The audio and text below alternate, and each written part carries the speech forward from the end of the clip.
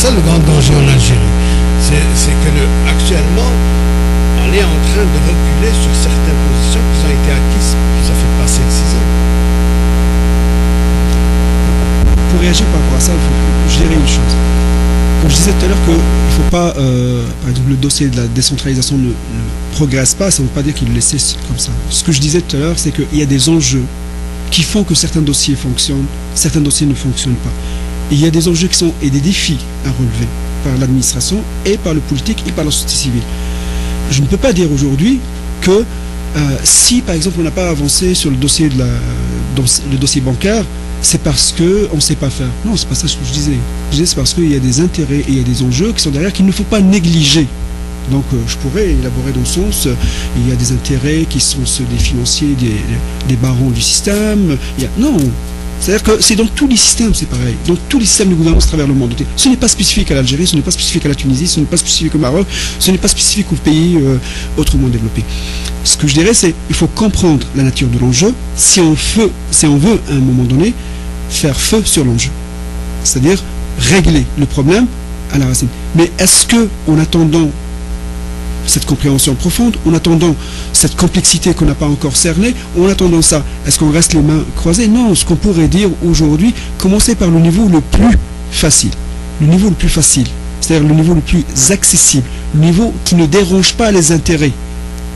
Parce que si on dérange à certains intérêts dans un système et que tout le système peut cracher, c'est que le pilotage des réformes a échoué. On aura causé plus de tort au système de gouvernance, au système politique, administratif et social, plus de dégâts que ce qui était censé au départ, c'est-à-dire pourquoi on réforme? On réforme pour améliorer les choses par définition. C'est la réforme. Quand on dit réformer, c'est changer les pratiques, changer le cas de gestion, changer les structures, changer les valeurs. C'est ça la réforme. Alors si, pour changer ça, on commence par directement tuer le patient, je dirais que ça ne sert absolument à rien. Donc, commençons par ce qui est accessible. Ce qui est accessible, je mets le lien avec la question qui m'a été posée, c'est qu'il y a des critères qui sont de base, juste en termes de courtoisie envers le citoyen. La qualité de service, elle se décrit en termes de courtoisie. J'ai été reçu de manière convenable dans mon administration. Ça, c'est un critère qui, aujourd'hui, est en train de faire révolutionner des administrations publiques à travers le monde. Travailler sur l'accueil, ça dérange personne, ça. Je demande au directeur de l'unité administrative qui est au plus bas de l'échelle administrative, je lui demande juste d'être accueillant, de former, d'avoir une journée de formation seulement, pas plus que ça. Une journée de formation à son accueil, à son personnel d'accueil, une journée qui coûte pas cher, qui est accessible et qui pourrait éventuellement interpeller toute l'organisation en matière d'accueil. Dire que dorénavant, j'exige à ce que les citoyens qui viennent chercher leurs services ici dans mon administration soient accueillis convenablement. C'est un critère à ne pas négliger, parce que c'est un critère, ce qu'on appelle les critères structurants. Et les modèles ne manquent pas là-dessus. Ne manquent pas dessus. Ce qu'on appelle la qualité de service aux citoyens. Aujourd'hui, on peut la mesurer, l'accueil, la courtoisie, l'entre-gens, l'attente, en termes d'attente. En termes d'attente, pourquoi certains dossiers, quand on veut, on peut les traiter en un quart d'heure et au lieu de 15 jours? Pourquoi on ne peut pas le faire à tout le monde? Pourquoi on ne peut pas systématiser l'accueil? Pourquoi on ne peut pas systématiser le traitement des dossiers? Pourquoi on ne peut pas systématiser le délai de réponse que l'administration donne? Dans la loi algérienne, le délai de réponse est inscrit dans la loi administrative. Au bout de 6 mois, si vous n'avez pas une réponse de l'administration, normalement, vous considérez que la réponse est oui. Oui, c'est inscrit dans la loi 6 mois. Dans d'autres, la loi française, c'est 6 mois aussi. La loi canadienne, je pense, c'est 6 mois, 180 jours ou 181 jours.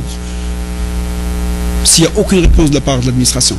Et puis, on peut aller vers des critères qui sont beaucoup plus sophistiqués. En matière d'informatisation, je pense que Asma tout à l'heure a évoqué certains critères, à savoir la pertinence, la fiabilité, la sécurité, mais il y a une panoplie de critères là-dessus. Il y a énormément de gens qui ont travaillé là-dessus et beaucoup surtout de pratiques. Ce qui m'intéresse, ce ne sont pas les démarches théoriques ou ce sont les démarches pragmatiques là-dessus. Si on veut améliorer la qualité du service aux citoyens, commençons par savoir quand le citoyen vient dans une administration qui est censée livrer ou délivrer des permis de chasse, des permis de conduire, des permis. De quoi il a besoin? Est-ce qu'il a besoin de ce sourire-là affiché? Je m'en fiche. Est-ce qu'il a besoin de l'accueil? Est-ce qu'il a besoin de l'entre-gens? Non. ce dont j'ai besoin, c'est un permis en bonne et due forme et dans un délai raisonnable. Pourquoi on ne peut pas le faire? Ben, ça peut aller jusqu'à des enjeux de corruption, peut aller jusqu'à des enjeux de non-transparence, des enjeux de pouvoir, de nuisance politique.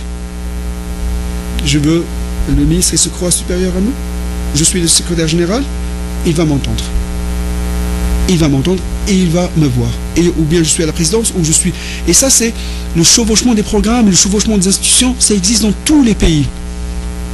Et les systèmes administratifs ne sont pas des systèmes déshumanisés. Même si on a pensé toujours que l'administration, c'est une administration qui a juste des étiquettes, personne n'est là pour... n'est indispensable, personne n'est là pour longtemps, enfin pour de bon ou pour l'éternité, et que c'est interchangeable, et que même si on a ça, l'administration est aussi des femmes et des hommes qui ont des envies, qui ont des jalousies, qui ont des... Alors, la professionnalisation deviendrait dans ce cas-là une réponse. Mais est-ce qu'on peut professionnaliser l'administration algérienne en 10 ans, en 15 ans, en 20 ans? Ceux qui croient à ça, c'est qu'on est encore naïf par rapport à la complexité. Pensez ça sur 25 ans, pensez-là sur un demi-siècle à peu près. Pas un quart de siècle. C'est une culture qu'on va... C'est la culture du... Pourquoi l'administration aujourd'hui se comporte, par rapport aux citoyens, se comporte comme étant des bandards? Pourquoi les administrateurs se comportent comme des rentiers du système? Parce qu'on a mis à peu près 60 ans de culture à endoctriner pourquoi vous êtes nos représentants. Vous nous servez moi, pas les autres. Et nous, on arrive vers la fin, comme population, c'est-à-dire comme citoyen, et on dit, s'il vous plaît, regardez dans quel... je vous épargne le mot là qui flirte avec ma pensée, dans quel jus je suis, pour ne pas dire autre chose. Regardez, et ayez pitié de moi, s'il vous plaît, juste soyez, quand je suis dans votre administration, soyez accueillants, traitez-moi comme citoyen, que la Constitution, que la loi, que le mandat, que la mission publique vous a confié d'accueillir, et puis pour le reste, je vous fais grâce. Juste ça. C'est-à-dire, si on commence par le bas, on aura beaucoup de chances d'aller jusqu'au changement des valeurs. Mais si on continue avec l'administration, leur dire changer l'État, réformer tout l'État, il ne va rien se passer. Il va y avoir de l'incohérence, et de l'incohérence, comme vous avez souligné tout à l'heure, il va y en avoir encore pour les années à venir. Il va y avoir encore de l'incohérence. De l'incohérence, ça veut dire quoi? De l'incohérence, ça veut dire qu'on n'a pas de pôle dominant. Regardez, le dossier sur les pôles de compétences n'est pas encore réglé. Le dossier sur la décentralisation ne sera pas réglé tout de suite là.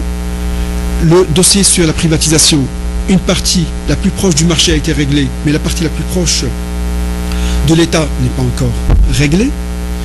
Le dossier sur la contractualisation n'est pas encore pleinement réglé. Tous ces dossiers-là sont encore là et font partie de la réforme. Et ne pas tenir compte des enjeux qui sont derrière, ce n'est pas condamner au système, au statu quo, c'est essentiellement préserver le système de ses propres éléments de destruction. Alors préserver le système, est-ce que c'est, ça veut dire que on va faire, surtout les intellectuels du système, vont faire de manière à ce que, à dire tout va bien Monsieur le Président, allez-y, vous êtes sur la bonne voie.